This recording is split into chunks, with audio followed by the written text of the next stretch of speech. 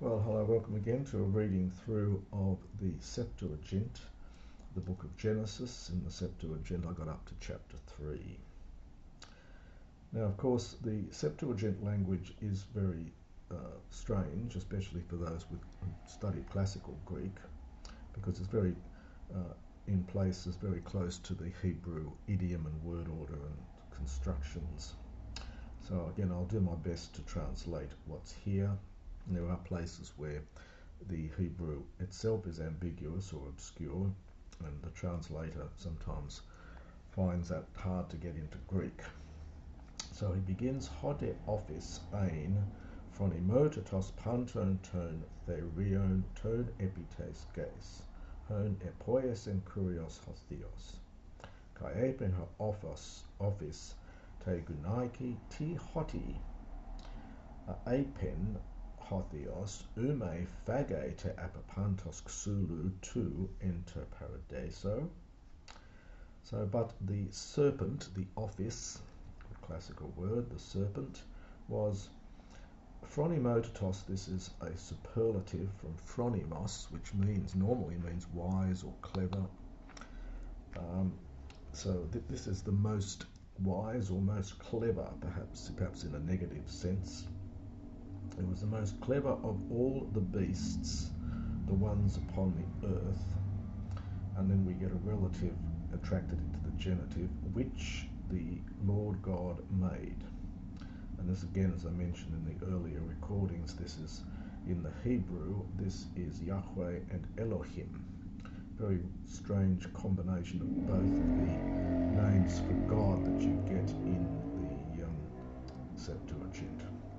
And the serpent said to the woman, Ti hoti. Now the hoti is for Hebrew ki, so meaning why, has a range of meanings. So, sorry, that I should say, that has a range of meanings. So why is it that God said, ume plus a subjunctive, strong negative, you will not eat. This aorist subjunctive from estheo, and the aorist is ephagon. You will not eat from each tree which is in the paradisos, in the garden. This is probably, I think, believed to be a Persian loan word, paradisos. We get our word paradise, of course.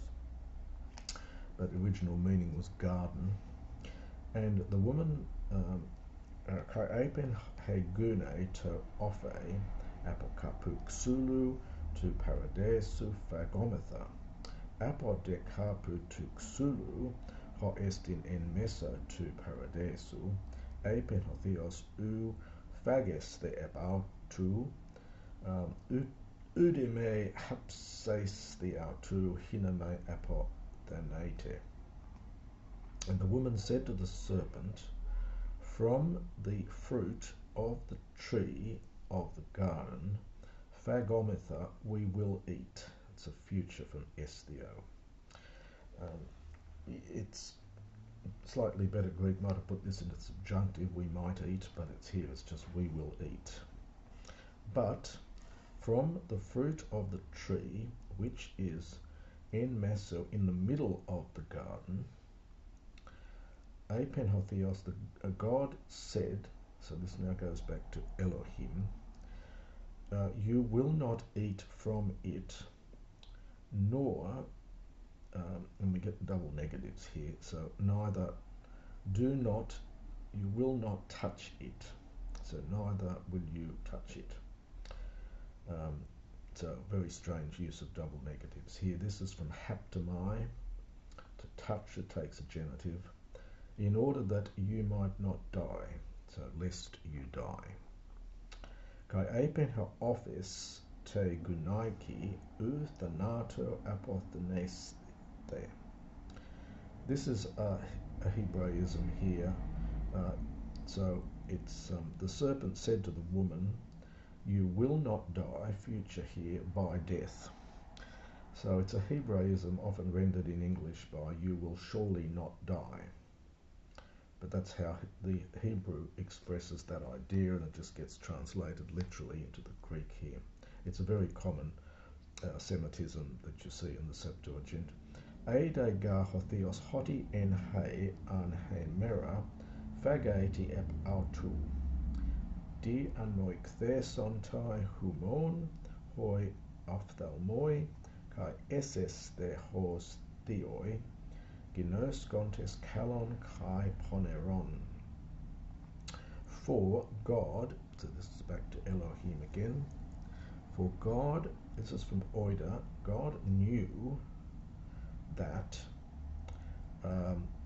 so in form, this is really a kind of pluperfect, it's the past tense of Oida, so for God knew that on the day in which, usual hyperbaton you get in Greek, on the day in which you might eat with the an from it, your eyes will be opened. This is from de anoigo. This is a future passive from de anoigo. Your eyes will be opened and you will be as gods, ginoskontes, knowing kalon kai poneron, knowing good and evil. Kai aden he gune hoti kalon toxulon es brosin kai hoti ariston tois ophthalmois idein kai horaion estin tu katano esai kai labusa tu kapu autu ephagen kai edoken kai to andri autes met autes kai ephagon kai dianoik theson hoi adelphoi ton duo kai egnosan hoti gumnoi esan kai erapsan fula sukes kai epoiesen hiautois perizomata. And the woman saw that the tree, understand, was good as brosin, as food, good for eating. Brosin, third declension, abstract noun. It's derived ultimately from the verb bibrosko, to eat, and the root is bro, and you get this abstract brosis. So it was good to eat, and areston, pleasant to the eyes, to see. Kai araon estin tu katanoiso. Now this is a funny expression here. The Hebrew is slightly ambiguous here, and could mean something like desirable to make one wise, or for gaining wisdom. But the Greek has, it is orion, it is fair, so as to, well, to take notice of, to contemplate, to think about.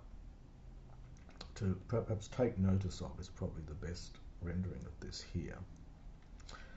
So, again, we don't know exactly what was in the original Hebrew, and as I said, it's slightly ambiguous here. The translators just translate this here, and it literally means is fair so as to take notice of. Kaila busa, and having taken we've got a partitive genitive here, having taken from its fruit, f again, she ate. Kai edoken, and she gave it also to her husband with her, and they ate.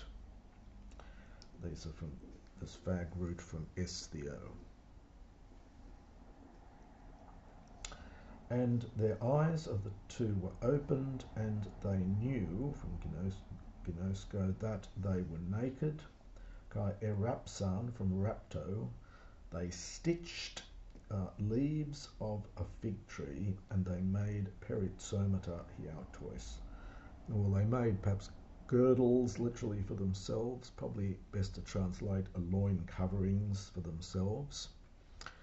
Perizoma is a fairly vague sort of word. It can mean a girdle in classical Greek. It's connected with tsonumi, and, well, English word zone. Tsonumi is to put something around you, and then there's peri, to gird yourself. So probably here loin coverings. Kai eikosanten phonein kuriu tu theou peripatuntos ento paradeso to delinon, kai ekrubesan hote adam kai hegune autu apoprosopu kuriu tu theou, en meso tu xulu tu paradesu. Kai ekalisen kurios theos ton Adam kai apenauto, Adam pue, kai apenauto, ten phonein su ecus peripatuntis into paradeso, kai phobethen, hotigumnos emi kai ekrubain. I'll just pause it there. And they heard the voice of the Lord God. Again, it's that interesting combination of names. Walking in the garden. Todelinon, I think, is adverbial here, in the late evening or in the latter part of the day. And Adam and his wife, now this is actually an aorist passive, literally were hidden. So it's from crypto. The crypt, the root is crypt, and then before the theta, which disappears, the pi turns into a beta. So this is from crypto. So it's literally both Adam and his wife were hidden from the face of the Lord God in the middle of the tree of the garden. And the Lord God called Adam and said to him, "O Adam, pue, where are you?" And he said to him, "I heard the voice of you, peripatuntis, walking in of you as you were walking in the garden, and I was afraid, hotigumnos emi, because I am naked, and I was hidden." Again, aorist passive from ekruphthein. It would be ekruphthein in earlier Greek. It just becomes ekrubain here. It's an aorist passive from krypto. Kai apen auto tis an angelen soi, hotigumnose me apotuxulu, hu en etelamen soi tutu monu me fagain apautu ephages. Kai apen ho adam haigune hein edo kes met emu, haute moi edo ken apotuxulu kai ephagon. Kai apen kurios theos te gunaiki ti tuto epoiesas. Kai apen ho gune ho office a patesin me kai ephagen. I'll just pause it there. So I hid, and he said to him, this is God says to Adam, "Tis who," this is from an angular, "who reported literally to you that you are naked." Now we get may, in a question expecting the answer no. So surely you did not eat from, take the verb down here, so surely you did not eat from the tree which, gets attracted into the genitive, which I commanded to you, from this one alone not to eat from it, literally.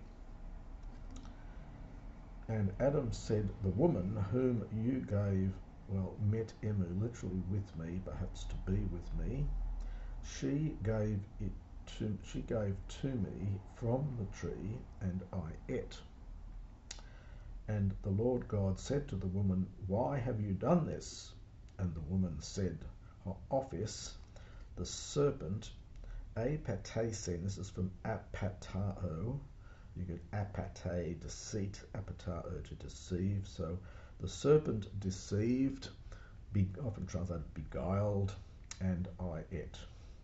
So it's the famous old phrase, "The serpent beguiled me and I did eat," is the old translation.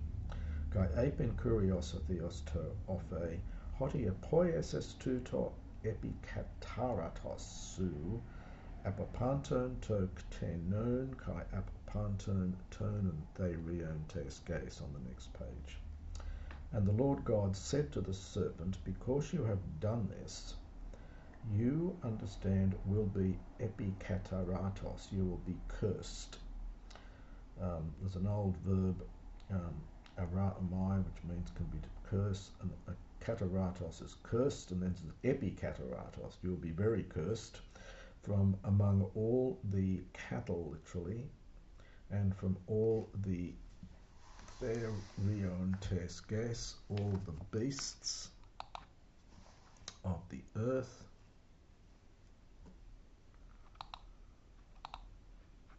all the beasts of the earth, epitostethe su kai te koilia poruse kai gain phage passas tas hemeras tes tsoes su kai ekthron deso anameson su kai anameson tes gunaikos kai anameson tu spermatos su kai anameson tu spermatos artes autos su terese kephalein kai su tereses autu paternan. So pause there. So you will go, porumai, on, literally on your breast. This is stathos, dative here from third declension neuter tostethos, cognate with our word stethoscope. So you will go upon your breast and your koilia on your belly. Very strange expression here. And you will eat. So these are second person here. From this is from in the middle becomes phagamai, goes into the middle. So this is second person. You will eat. Now gain probably here it means earth, but perhaps dust. So it must be some funny view that the serpents ate the dust or something. So you will eat dust all the days of your life. Kai theso, future from tithemi, I will place hatred or enmity, that standard anameson, between. We've seen that earlier in Genesis. It's quite very, very common expression in the Septuagint. I have seen it in later Greek. I think it's in Xenophon, so it was around that idiom, anameson, between you and between the woman, and between your seed and between her seed. Now this very strange expression here. Terio is to keep, but it can mean to sort of lie in wait for, to watch out for, to lie in wait for. So he will lie in wait for your head, and you will lie in wait for his paternan. This is heel, H-E-E-L. The Hebrew again here is obscure, and the verb corresponding to terio here could mean something like bruise or strike. Some scholars have suggested that this is a scribal error, and that the verb meant here was teiro with epsilon iota in place of the eta, which means to cause distress to. But that verb, which is a classical word, but that verb doesn't occur in the Septuagint, so it's not clear exactly what the translator meant here. Probably just to take it at face value, the idea is that he will lie in wait for your head, so when he sees the snake he'll be able to kill it, and you, the snake, will lie in wait for his heel so that you can bite him on the foot. That's the only way you can make sense of it here. Kai te gunaiki apen pleithunon pleithuno tas lupas su kai ton stenagmon su en lupais texe tekna. Kai proston andra su he apostrophe su kai autos su kuriuse. Toda adam apen hoti ekusus tes phones tes gunaikos su kai ephages apoptuxulu hu en etelamein soi tutomonu me phagen apautu epi kataritos hege in tois ergois su. En lupais phage autain passas tes hemeras tes soes su. I'll just pause it there. And he said, this is God, said to the woman, pleithunon pleithuno. This is a future here from pleithuno. You can tell by the accent here. So, and this again is a Hebraism. Multiplying, I will multiply. So future here. Multiplying, I will multiply your griefs and your stenagmon. well, your anguish, I think here can mean your cries, your misery, your anguish. And texe is the future from tikto, to bear. Tikto texamai in the future. It goes into the middle, second person here. And you will bear children with grief, with pain, lupe. And it's your anastrophe. It's a funny word here. It's literally your turning, your inclination. So often rendered as your desire, understand, will be for your husband. And he, kuri, this is kuri yuo, future here, will lord it over you, literally. He will be in charge of you. He will be your kurios. But to Adam he said, because you listened to, you heard the voice. Now, interesting here, akuo, just a few verses earlier, took an accusative of voice. Here it's taking a genitive. The classical rule was that it took a genitive of person, accusative of thing, but that doesn't get kept. So there's a bit of variation here. So because you heard the voice of your wife, and you ate from the tree which I commanded to you, from this one alone not to eat from it. Now we get that same epikataratos that we got for the serpent, so only it's the earth. So the earth, and this is a two-termination adjective, so although earth is feminine, this is ending in os because it's a compound adjective and hence two-termination. So the earth is cursed, entois ergois su. Slightly ambiguous. It might mean in your labours. It could also mean because, it has the sense of because of what you did, so by your works, so, but slightly ambiguous here. It might mean your labours on the earth, so that you till the earth but it doesn't give you very much, hence it's cursed, or it may mean it's cursed because of what you did by your actions. And lupais phaga, and in griefs you will eat. Now the altain, it has to be referring back to gain. Literally, you will eat it. We would say you will eat of it.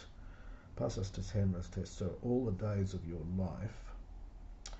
Acanthas kai tribolus anatele soi kai phage ton corton tu agru, in hydroti tu prosopus su phage ton arton su heos tu apostrepsai se eis tain gain ex heis elefthes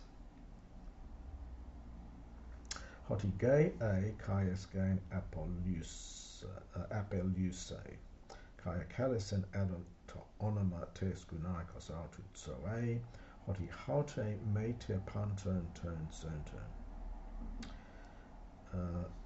So canthas, these are thorns, and tribolus, this is again a classical word, I think. It means thistles.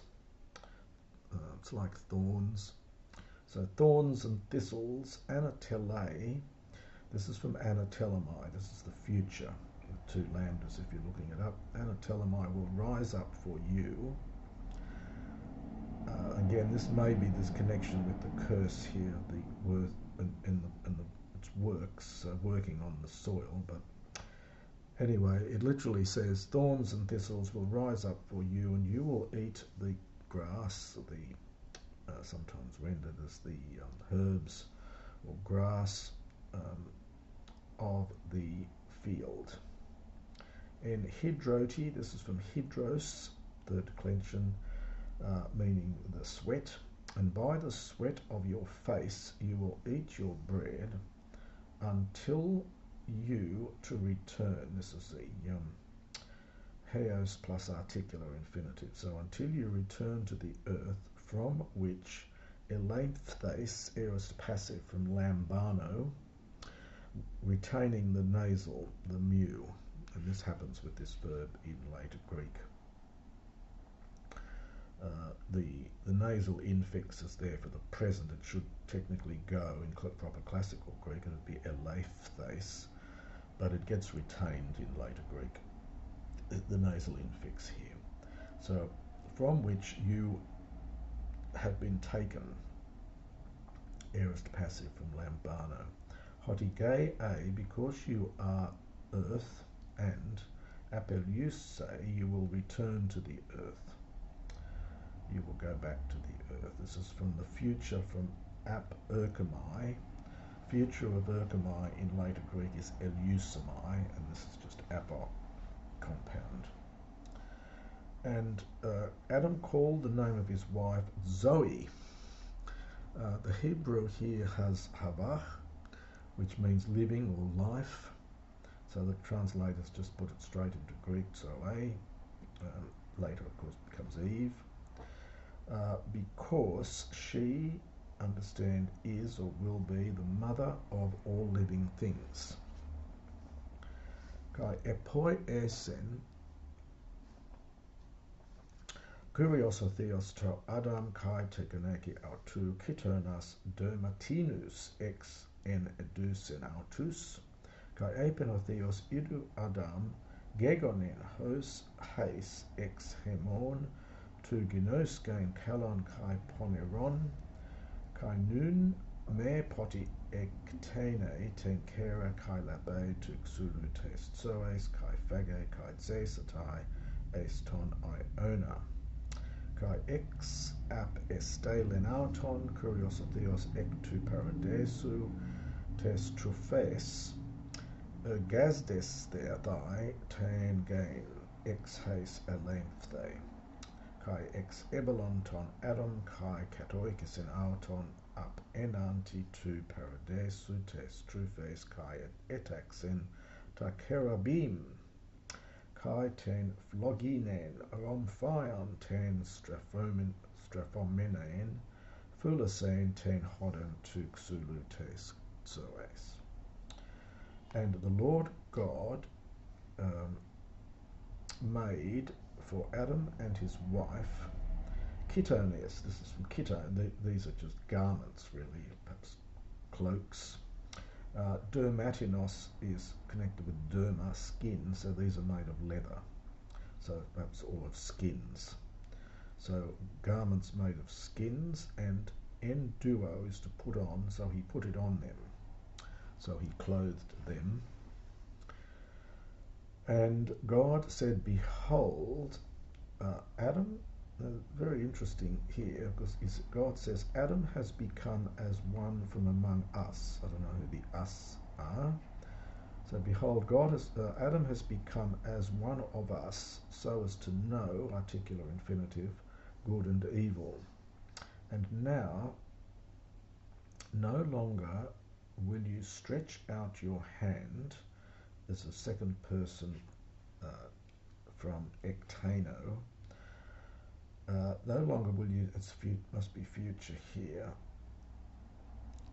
You will no longer stretch out your hand and you will take from the tree of life.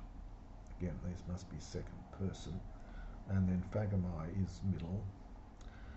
So they put these verbs into the middle here in the future. So now no longer will you stretch out your hand and will you take from the tree of life, and you will eat and you will live forever. Kai ex, and he sent him, the Lord God sent him from the garden. Now it's interesting here we get paradeisu tes trufes. It's the garden of luxury, really, or the garden of delight. The Hebrew here just has the Garden of Eden. For some reason the translators translated the name Eden into trufes in Greek. It's probably the meaning of the word. So the Lord God sent him out from the Garden of Delight, or the Garden of Luxury, so as to work the land from which he had been taken. That's the aorist passive again. And he cast Adam out, and he caused him to dwell opposite the Garden of Delight, or Garden luxury, and he appointed from Tasso the cherubim. These are these angels, the cherubim and the phloginane rhomphaia. Rhomphaia is a word for a sword. It's from